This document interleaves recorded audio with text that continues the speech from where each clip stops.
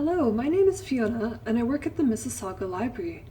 Today in STEAM Club we will be making yogurt with the power of fermentation and lactobacteria. What you will need to make your yogurt is first milk, so yogurt's made from milk. I'm using 3% homogenized milk, and I'm using bagged milk, so this is approximately 1.3 liters. But you can scale this up or scale it down. You'll need a mixing spoon. If you're using bagged milk, you'll need scissors of some sort that have been cleaned, so like kitchen shears, so that you can cut the bag open.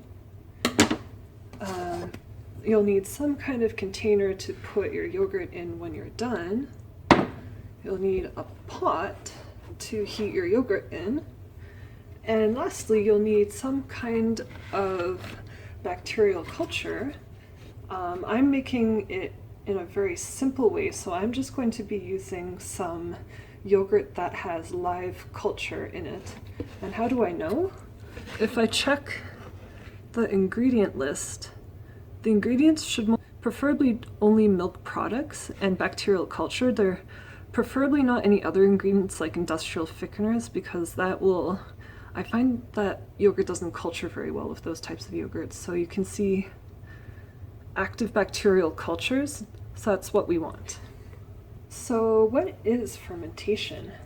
So fermentation is deliberately changing the chemical composition of a food like milk and adding microbes from things like live cultured yogurt to chemically alter your starting food into something else. So we're chemically altering a milk using microbes, in this case lactobacilli, in order to turn the milk into yogurt. So another key concept here. So why is it so important that our live culture have lactobacilli? So pretty much any commercial yogurt that you find on the market will have at least one strain of lactobacilli, plus possibly some other strains or some other different special yogurts that make their culture unique. But lactobacilli are the key ingredient here. What they do is they take sugars in milk, such as lactose. So lactose is actually a simple carbohydrate, otherwise known in chemistry as a sugar. So it eats the sugar and then it turns the sugar, it excretes the sugar as lactic acid. So lactic acid, you may have heard of lactic acid from, like, say, exercising too much while your muscles burn. So lactic acid is the byproduct of anaerobic, so without oxygen, fermentation for a lot of microbes. Okay, I've emptied all the milk into the pot and I cleaned up the mess that I made. So here's a pot of milk, not very interesting right now. So the next step is to heat the milk. So I've turned the burner on to high. We want to, for the best texture, we want to heat this milk to slightly under boiling. So in Celsius temperature measurements, boiling is usually around 100 degrees Celsius for water, and for other things that are mostly made of water, like milk. In this case, you want to heat it to what is called scalding temperature, or also known as a simmer, which is approximately 85 degrees Celsius. So how do you know when you've reached that temperature? So obviously if there's a rolling boil, so that's when you see rolling bubbles in the milk, then it's gone higher than that, it's boiling. What you want to see is just a slight bit of foam that's developing on the sides of the milk. That typically means that it's simmering, and then just once your milk starts to simmer, then turn down the temperature to about medium, whatever that is on your stove, and then we're going to let it stay for 10 minutes. Okay, it's a couple of minutes later, and the milk has reached about a simmer. It's a little bit hard to show on camera, but as I mix it, you may see that there's some foam developing, like right here. So when milk starts to slightly foam like that, that means it's at a simmer. So I'm going to keep it at that simmer temperature for approximately 10 minutes. Why I'm doing that again is, well, there's two main reasons. One is for safety and one is for texture. So from the safety point of things, pretty much any commercial milk, well, all commercial milk that you would buy from a Canadian grocery store, it's already pre-pasteurized, so this is more of a precaution to make sure that our yogurt turns out the best it can be. So there shouldn't actually be any microbes in the milk that you're using if it's just store-bought milk that's from a standard brand. But just to be careful, I'm bringing it to a near boil, so approximately 85 degrees Celsius, and that will kill off any unwanted microbes that would spoil our culture. Microbes are all over our environment. It's very normal for bacteria to get into our food. It's more a matter of, is it the bacteria that you want, or is it the bacteria that can make you sick? So in this case, we are bringing it to a simmer, so this will kill off any competitors for lactobacillus. The second reason to simmer the milk is a matter of texture. Again, this is somewhat unnecessary with 3% homogenized milk because it's already done that at the processing facility. But bringing milk to a high temperature helps to denature the protein. So denature means to break down the proteins. And in particular, we're interested in denaturing a milk protein called casein, along with some other milk proteins. When they denature, they will unspool and turn into long protein threads, which will help to make the texture of the yogurt that sort of light jiggly texture, because there's a mesh of proteins that's holding it all together. The milk has been simmering for about 10 minutes, so I'm going to turn the temperature off. As you notice, I've been stirring it regularly. That's just so it doesn't accidentally burn at the bottom or form a skin. Now that it's simmered, we're going to let it cool to about slightly above body temperature, or about 40 degrees Celsius. So why does that matter? So around 40 degrees Celsius, that is the temperature that our lactobacilli like the best. So they will grow the fastest at that temperature.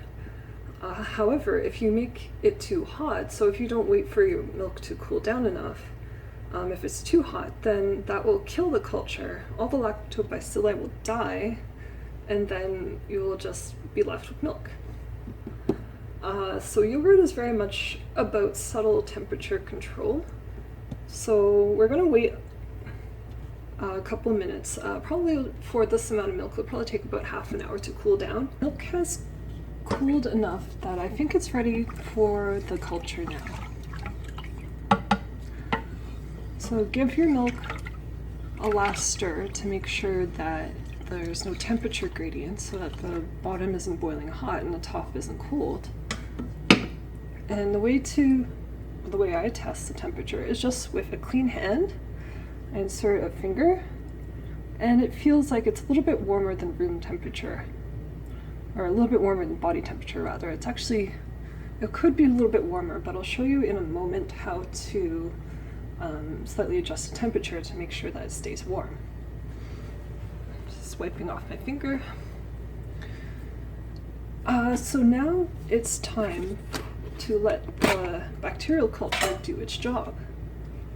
So in my yogurt container with the live culture, I'm going to use my spoon to mix it up so there's not any lumps, and the liquid part of the yogurt, the whey, is stirred back in, so it's just consistently all constituents of the yogurt are consistently mixed. It's okay if there's a little bit of lumpiness. Okay, and then as to how much you should put, I would say at least 2 heaping tablespoons of culture yogurt per liter of milk. I don't usually measure it too precisely. It's just if you don't put enough culture, it's going to take a lot longer to ferment. So it's not the end of the world if you don't put too much, and really make sure that your milk isn't too hot or else you've wasted your culture because it will die. So I'm just going to gloop, I would say about splatters 3. So that should be enough. Let's close that up. So what's going to happen now that we have cultured it? So first we stir it to make sure that it's evenly distributed. And now we can let it do its work. So the lactobacilli, they're a type of bacteria that are called an acidophile. That word, to break it down, that means acid, and phile, which is the Greek word for love. So they like acidic environments. Most bacteria do not. So this is actually traditionally a way of preserving milk that will otherwise go bad in a couple of days if it's fresh. Particularly in cultures that didn't have refrigeration. So the lactic acid that those bacteria are going to excrete, it will lower the pH, which is another way of saying it will make it more acidic, and that way it likely won't get cultured by other bacteria that will spoil it and make it inedible. So at this point, all we have to do is keep it warm and give it some time to work its magic. So I've put the pot of our yogurt starter in a hot water bath. So this isn't boiling water. I just use hot water from the tap. So I just got the tap water as hot as it would go. And so this is one trick to keeping your yogurt warm. So there will be thermal transfer from the hot water into the pot as it cools down. And that will act to keep the yogurt at a warmer temperature than otherwise would be if it was just left in the room by itself. I'm going to put the lid on. The lid will also help to trap in the heat. Other things that people can do to keep their yogurt warm as it's fermenting is to wrap it in like a tea towel or a blanket. So at this point, it goes completely hands off. We don't stir the yogurt while it's fermenting because that can break down the protein matrix that's being formed by the bacteria and the denatured protein. We don't want to do that. We want it to set nicely. Also, stirring it more beyond this point will possibly introduce other bacteria that will spoil the process. So from this time on, it will take approximately 4 hours to 24 hours for it to ferment. How long you want it to ferment depends on your preference for how firm you want it to get, and also the temperature of your room and the yogurt. If the yogurt is a bit more cool while it's fermenting, then it will just take longer. It will continue to ferment at room temperature, but it may take up to 24 hours.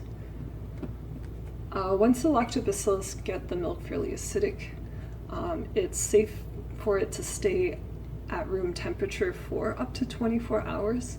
That's part of the fermentation process. And it will ferment faster if it's warmer. Okay, it's been 5 hours, and I can see that we have successfully made yogurt. So it might be a little hard to see in the video, but it's got that particular jiggle, and if I cut it with a spoon, it's very thick and curd-like. So that's how you know you've successfully made yogurt. It also has that sort of sour, sharp, tangy smell that good yogurt has. So this is a very good batch. So now what to do, all I have to do now is store it. So typically I use glass mason jars like this one. I have a dishwasher, so I just make sure they're dishwashed. And you can store them in a glass jar like that for about 2 weeks, it'll be fine. If you store it a little bit longer, it might start to separate a bit. And if you sterilize your container, so putting in boiling water, it'll probably last even longer. So there you have it. That's how you make yogurt. So thank you for watching. Please visit our website or Facebook page for details on what is coming up and for our digital 24/7 services where you can download ebooks, audiobooks, music, magazines, movies, and a lot more. You can definitely check out our ebooks for cookbooks and recipes for using yogurt. Thank you, and that's all. Bye!